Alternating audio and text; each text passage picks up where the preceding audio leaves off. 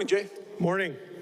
Matthias Ekholm was just talking about Leon Draisaitl. He noted one of the things about him is just his sort of level of laser focus, in that whether it's the opposition trying to get to him or something frustrating happens with the refs, he just feels like he's really dialed in right now. Speak to that side of Leon's game right now. Sure, I would use the same words you use. Laser focused, dialed in. And is that something that you've seen grow with him maybe over a number of years?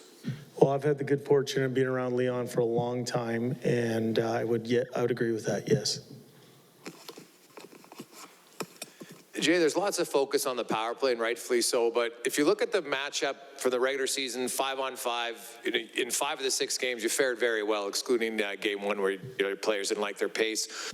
What do you like about the 5-on-5 matchup where they just seem to want to exchange chances? Does that just play into your big skill set as a team?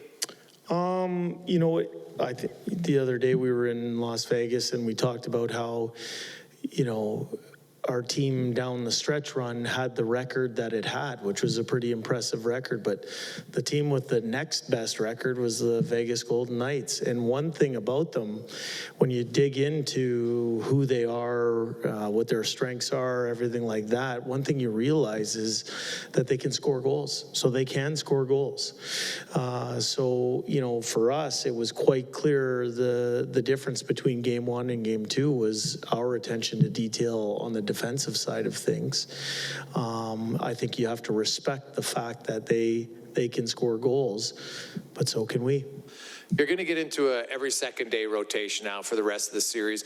Do things carry over more when it's every second day? Is there such a thing as momentum from game to game, or is it all zero every? You know, I'm not a big believer in momentum carryover game to game. I think you have to go out and reestablish things. Each game is its own entity. You know, I think we went down to Vegas. We earned a split. But at the same time, our focus is not on what's in the rear view mirror. It's directly in front of us. And for us, that's to try and win a home game in front of our passionate fan base here.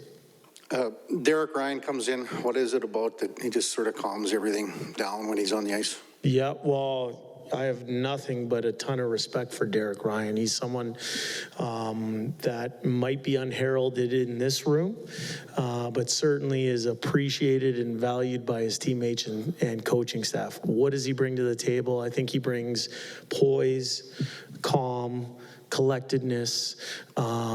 He is a calming influence on his line mates. He talks to people. He's, like I said, he's extremely valued in his dressing room and in the coach's room. Often the power play, you know, Leon will score from his spot, or the goals come from similar areas, but there seems to be an unpredictability to it as well. How key is that sort of level of unpredictability for it to be as effective as it's been? It's important.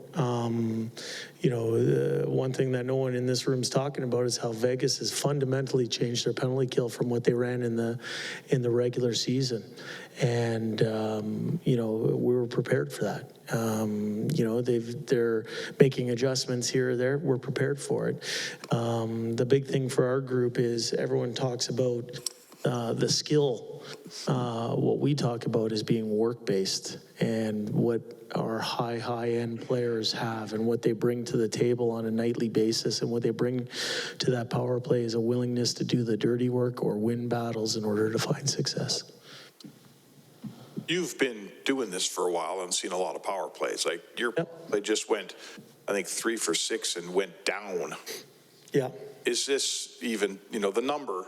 I'm not sure if I could ask you if it's sustainable, but do you ever look at it and go, what are we doing? It's over 50% here. You know, what we talk about every day, whether that's in the middle of October, the middle of January, or the middle of May, as we're approaching right now, we talk about our process. We talk about doing things the right way. What has happened through the first 8 games of our playoff season has happened. That's in the rearview mirror. We're focused on making sure that we're prepared for tonight to anticipate adjustments that the other team might try and implement in order to stop it. But as I've said in this room before, we try and use the 82-game schedule of the regular season in the NHL to set us up for success at this time of year. And part of that is arming your players with the tools they need to be successful. Our guys are going out and executing, but as I said, that's in the past. We're worried about what that power play is going to do tonight. A lot of talk across the country today about the big players producing in big games. In your dressing room and with your guys, do you ever recall a time when you had to, prod your top players or to get them to play better when it counted? I think, I think one of the biggest strengths of our team and our organization is the people that we have. For our top players or players like Derek Ryan or players that may be on a quote-unquote bottom 6, we don't prod anybody. We provide our players with information. We reward, the people that are giving us what we need. We might dial back ice time if we don't think we're getting enough from certain others. But in the end, we're blessed with great people. Every single person in there works for each other, and we're pushing to try and win. And we know the challenge before us here tonight is a great one, but we feel good about it. Hey, your power play numbers are great. Your penalty kill number probably not where you want it to be, but percentage is one thing. When you look at the execution of your penalty kill so far throughout the playoffs, what have you liked about it? Are there areas that you need to be better? What specifically to help your penalty kill has to? Well, through 2 games here against the Vegas Golden Knights, because that's what's appropriate right now, we've given up 1 power play goal. They got 1 on an empty net. For us internally, we wouldn't describe that as doing anything fundamentally wrong. On the 1 penalty kill goal that we did give up, we thought there was an area we could be better in. But our guys are going out there competing, they're blocking shots, and they're allowing us to win that special team battle. One flip of the coin is the power play. The other flip of the coin is the penalty kill. The way I see it right now is they have 1 power play goal. We have 1 shorthanded goal. So it's been a saw-off. And the one last one for me about the penalty kill. Conor McDavid this year on the ice, I think he's been on the penalty kill. He's on for 6 shorthanded goals and 8 against. It's almost even. Yep. What is it about his penalty kill that makes him so, we know he's offensive, but is it the anticipation, the read, what's allowing him to not give up very much and then also counter that with goals? Yeah, I think usually the top players in the National Hockey League make for really good penalty killers because they know what it feels like to be on the power play, and they anticipate where pucks are going, what people are trying to do.